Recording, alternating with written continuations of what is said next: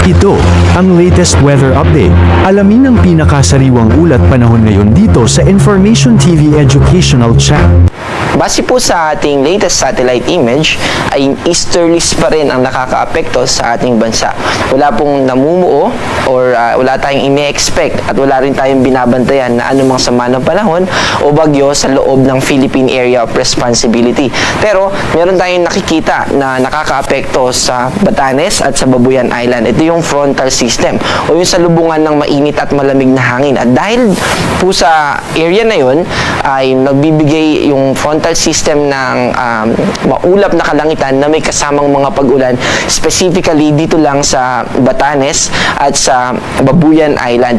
Pero sa Metro Manila at sa natitirang bahagi ng ating bansa, Luzon, Visayas, Mindanao, ay partly cloudy to cloudy skies ang ating ine-expect.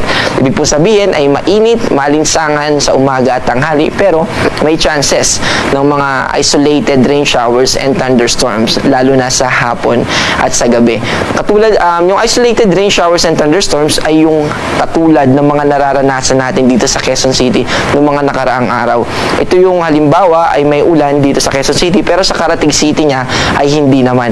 So, yung dalas ng mga localized rainfall and thunderstorm ay isang hudyat na dumadami na o tumataas na yung moisture content natin sa atmosphere.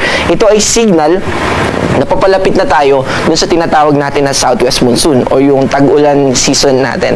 So, ang tanong po natin ay, tag-ulan na ba? So, may mga criteria po na ginagawa dito sa Pag-asa na kailangan ma-meet bago tayo mag-declare ng onset ng southwest monsoon at or yung rainy season.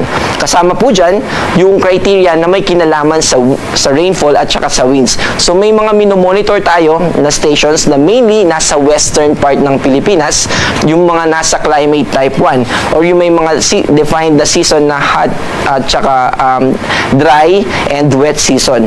Kailangan ay ma-meet yung criteria na doon. Isa sa mga criteria doon ay dapat for the past 5 days ay merong at least or more equal or more than 25 millimeters or dapat for the past 3 days, 3 consecutive days, dapat merong at least 1 millimeter.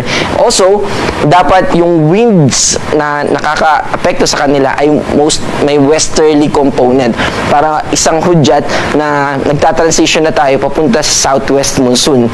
Again, yung southwest monsoon, kaya siya tinawag na southwest monsoon kasi galing sa southwest yung hangin na makaka-apekto sa atin sa Pilipinas. At dahil mataas yung moisture content dito, yung nasa western part ng Pilipinas, yun yung magiging maulan during wet season natin. So, ang tanong po ay kung tag-ulan na ba? Hindi pa po. Base po sa monitoring natin dito sa Pag-asa, ay hindi pa natin nami-meet yung criteria para masabi natin na tag-ulan na. Pero usually po, yung onset natin ay second half ng May at first half ng June. So, nasa range na yun, nasa range na yun para masabi natin na within that time period, yung onset. Minsan, nadidelay siya, umaabot ng second half ng June at minsan ay triggered ito ng mga iba pang atmospheric systems na maaaring makaapekto. Halimbawa, yung El Nino at La Nina. So, ngayon po ay nasa neutral condition tayo, kaya ina-expect natin na within that normal range ng onset ng southwest monsoon yung ating ine-expect at for this year.